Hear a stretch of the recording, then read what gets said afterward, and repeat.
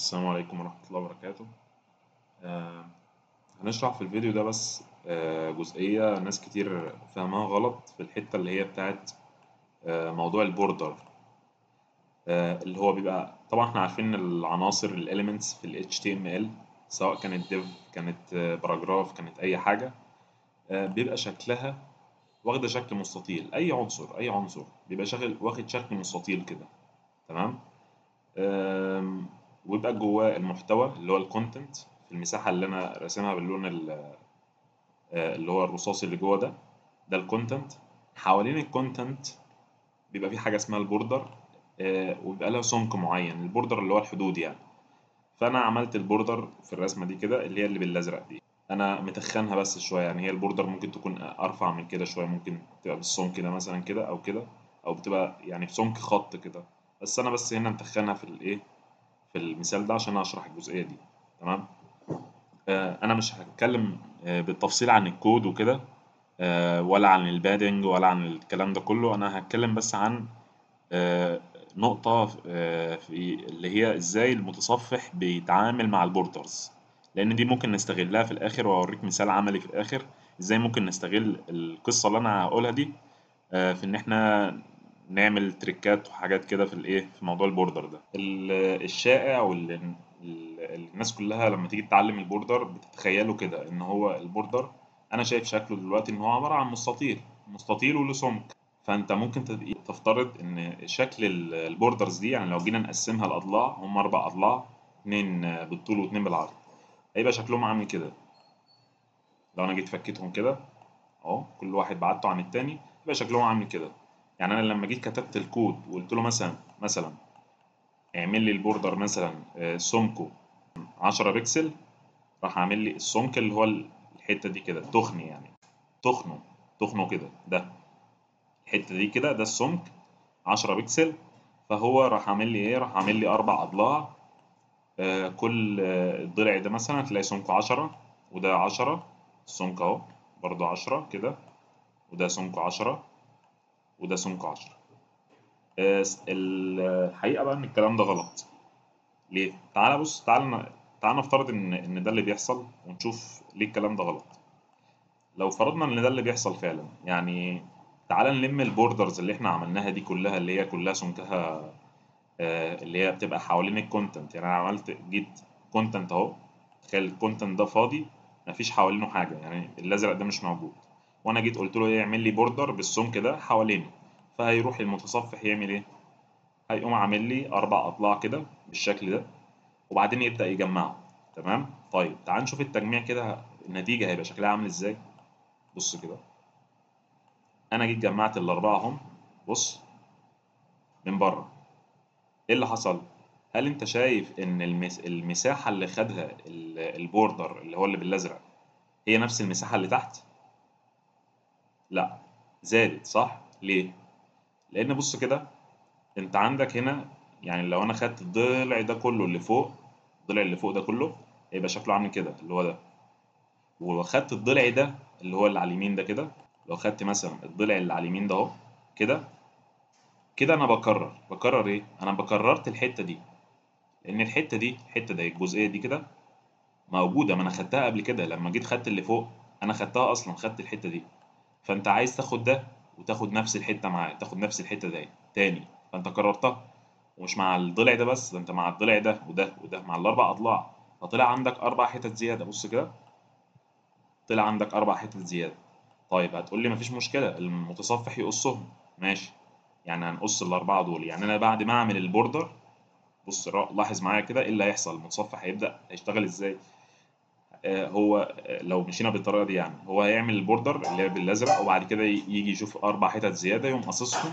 فهيطلع عندي البوردر عادي، هتطلع شكلها إيه، واخد الشكل الطبيعي اللي هو ده. تمام. ماشي. إيه المشكلة في اللي حصل ده؟ المشكلة إن المتصفح كده في الرندرة، لما يجي يرندر السي اس اس اللي انت كاتبه كده، انت اديت له 4 اوامر اضافيه، 4 عمليات اضافيه، 4 عمليات حذف. ده اوفر هيد. انت كده بتطلب تعقيد في موضوع الريندر وانت بترندر السي اس اس. فكده العمليه كومبلكس ريندر. وبعدين انت مش شغال على عنصر واحد، انت بتعمل مثلا موقع او صفحه. شوف فيها كام عنصر، كل العناصر بنفس القصه، كل العناصر بيبقى فيها مثلا فرضنا ان العناصر كلها فيها بوردر. فشوف بقى انت عندك كام عنصر في الصفحه، وانت عندك موقع فيه مثلا 20 صفحه، اضرب في 20 وهكذا. فانت عملت، شوف عملت اوفر هيد. وكل ده، كل اللي احنا بنعمله ده المفروض ان هو اوفر هيد على المتصفح المعالج بتاعك. و يعني اسأت استخدام المتصفح، واحنا المفروض ان احنا في عملية اصلا ظهور الصفحة دي انها تكون اسرع حاجة. يعني انا كواحد بفتح الموقع، المفروض ان انا الاقي الموقع بيظهر في ثواني. يعني انا مش هقعد استنى الاقي الموقع بيهنج او كده، او يتقل لي جهازي عشان انا بس بعرض بس البوردر. يعني ده البوردر ده حاجة بسيطة من ضمن الريندر. تخيل انت بقى لو باقي العناصر بتاع السي اس اس وباقي العناصر بتاع اتش تي ام ال والكلام ده كله بيترندر، فانت كده عملت ضغط على العمليه بتاع الريندرنج. تمام.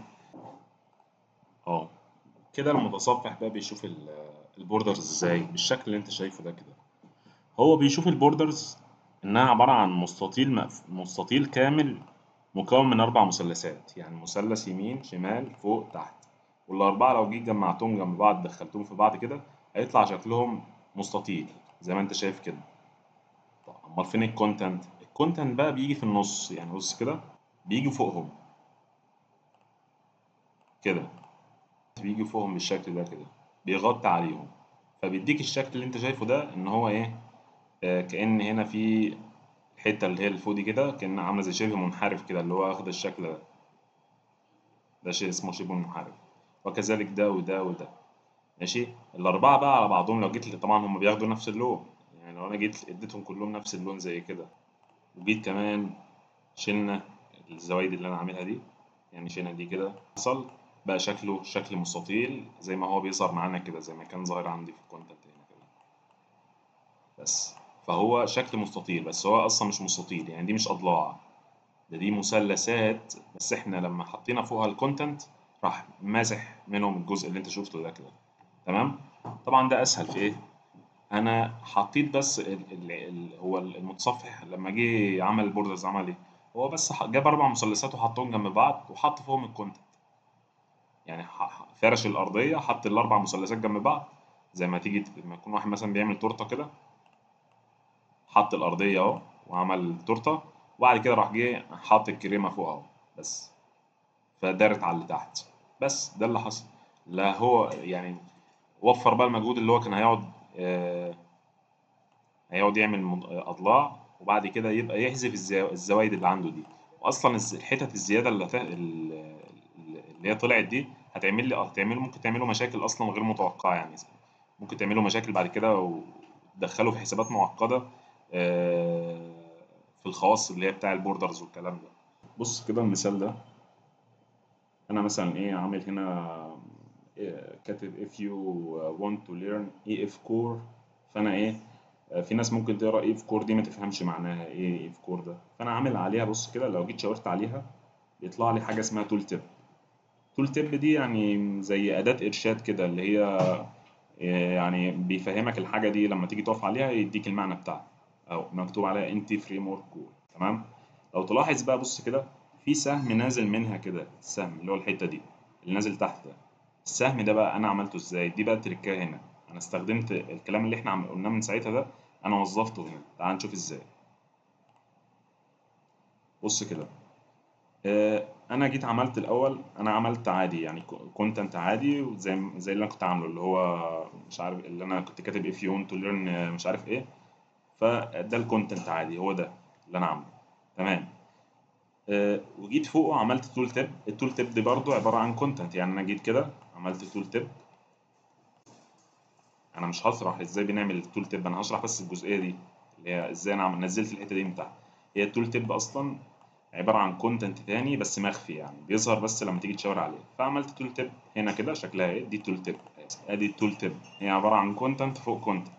طيب انا عايز اعرف بقى انا نزلت ده ازاي، نزلت ده من التول تيب دي ازاي. بص كده، جيت هنا كده في مكان اللي هو ايه، يعني ده من خلال الكود. انا مش قلت مش هشرح كود في الفيديو ده، يعني انت ممكن تروح تشوف الموضوع ده بيتعمل ازاي، انا بس بربط لك دي بدي. جيت هنا عملت ايه، محتوى فاضي. يعني جيت مثلا عملت بيه باراجراف، وما حطيتش جواها حاجه، فاضيه، كونتنت فاضي.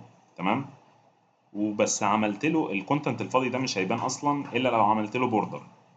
يعني مش يعني لو انا شلت البوردر يعني لو انا مش عامل بوردر مش هيبان اصلا، هتلاقيه عامل كده فين اصلا مش موجود. طيب انا جيت بقى عملت له بوردر، عملت له بوردر زي الازرق ده كده. فالبوردر بص بقى شكله بقى عامل ازاي، بص كده، ندخل جواه. البوردر اصلا ما فيش حاجه، يعني هو ما فيش محتوى، فما فيش حاجه في النص. فالبوردر شكله بقى عامل زي المربع كده. يعني بقى عباره عن ايه، اربع مثلثات بس، اربع مثلثات، مثلث فوق داخل في المثلث اللي على اليمين، في اللي على الشمال، في اللي على تحت.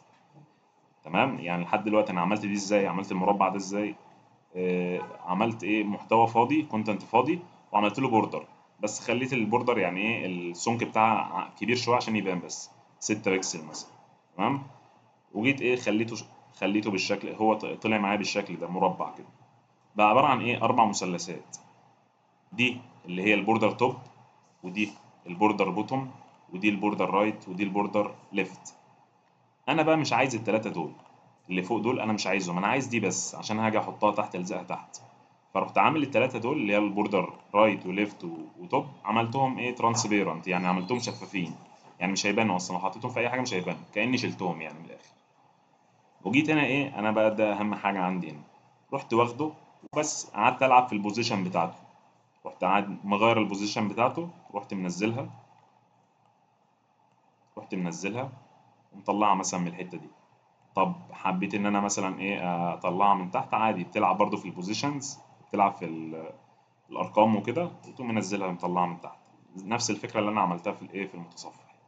تعال نشوف مثلا تطبيق الكود ده كده. انا باجي بقول له ايه في الكود، بقول له لما تروح لي هنا عند الكلمه دي طلع لي التول تيب دي، وحط لي فيها اللي هو المثلث ده.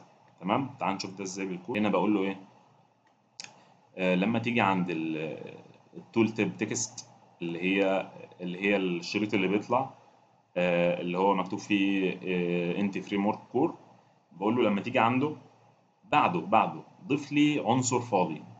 احنا قلنا لازم المربع ده يتعمل، انا مش هخلي فيه كونتنت اصلا، انا هخليه فاضي عشان عايز المثلث بتاعه بس. فهحط لي كونتنت فاضي. بعد كده خلي لي بس البوردر بتاعه زي ما قلنا لازم نعمله بوردر. كبرتها انا وخليتها 6 بكسل عشان تبان شويه، عشان المثلث يبان. وعملت الاربع مثلثات اللي هي التوب والبوتوم والرايت والليفت، عملتهم شفافين. واستثنيت بعد كده قلت له بس خلي لي التوب لون اللي هو اللي فوق التوب، خليه لي باللون ده عشان يبان. انا مش عايز غير مثلث واحد هو اللي يبان والباقي كلهم ترانسبيرنت. يعني انا قلت له خليه لي الاربعه كلهم ترانسبيرنت. وبعد كده رجعت عكست بقى قلت له لا التوب استثنيه لي. تمام. بس وسيبك من الكود ده كله. ودي بقى ان انا بظبط مكان. تعال نشوف الكلام ده نثبته كده. يعني انا عايز اشوف شكل الاضلاع لو هي مثلثات وكل واحد لوحده. لو انا جيت لونت مثلا انا عملت ايه، انا جيت هنا عملت ديف، بس يعني بوكس كده مستطيل، وهحط فيه ايه، هحط فيه الكلام ده. تمام. وهعمل له بورد، هودي له الكلاس دي مثلا، نروح شوف الكلاس دي انا عامل فيها ايه. مدي له بادنج، وما تشغلش بالك الحاجات دي، ركز بس على اهم حاجه اللي هي الفكره بتاع البوردر دي. تمام. المهم انا عملت له بوردر، وخليت التوب، يعني احنا عندنا اربع اضلاع او اربع بوردرز فوق وتحت يمين وشمال. اديت لكل حته لون اللي هي عباره عن مثلثات، فاكر؟ شوف بقى، تعال نشوف. المفروض لما نيجي نلونها يطلع شكلها زي ما انا كنت شارحها كده، ما تطلعش مستطيلات. يعني ما تطلعش مستطيلات جنب بعض، تطلع شكلها المثلثات اللي هي ايه متاكل منها حته دي. تعال نشوف الكلام ده كده في البراوزر. بص اهي، مثلث واتاكل منه الحته دي، هو نفس الكلام، مثلث واتاكل منه الحته دي، كل دي مثلثات ومتاكل منها جزء.